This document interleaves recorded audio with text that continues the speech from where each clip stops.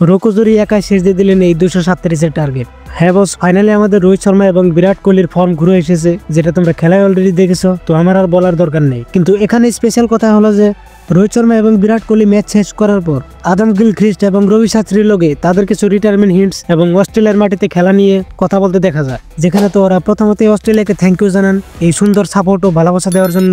পরে বিরাট কোহলি বলেন, আমি রোহিত শর্মার সঙ্গে ব্যাট করতে ভালোবাসি, আমরা একসঙ্গে ব্যাটিং উপভোগ করি। এটা 2013 সালের অস্ট্রেলিয়া সিরিজ থেকে শুরু হয়েছে যে আমরা একে অপরের খেলা ভালোভাবে বুঝি। আমরা এই দেশে আসতে ভালোবাসি, আমাদের স্বাগত জানানোর এবং সমর্থন করার জন্য আপনাদেরকে অনেক ধন্যবাদ। পরে রোহিত শর্মা বলেন, আমি সবসময় এখানে আসতে ভালোবাসতাম, অস্ট্রেলিয়ায় ক্রিকেট খেলতে আমি উপভোগ করেছি। 2008 সালের মধুর স্মৃতি আছে, আর সেই ইনিংস খেলে জয় দিয়ে শেষ করা সত্যি দারুণ অনুভূতি ছিল। জানি না আমরা আবার অস্ট্রেলিয়া আসবো কিনা, কিন্তু এত বছর এখানে খেলে খুব ভালো লেগেছে। এখানে অনেক ভালো স্মৃতি আছে, কিছু খারাপও আছে, কিন্তু সব মিলিয়ে আমি আমার খেলা ক্রিকেটটাই সঙ্গে নিয়ে যাব। এরপর মিচেল মার্শও আমাদের জন্য বলে যে আজ ভারত অনেক ভালো খেলেছে। রোহিত আর বিরাট গত 10 বছর ধরে সব প্রতিপক্ষের বিপক্ষে এমনটাই করে আসছে।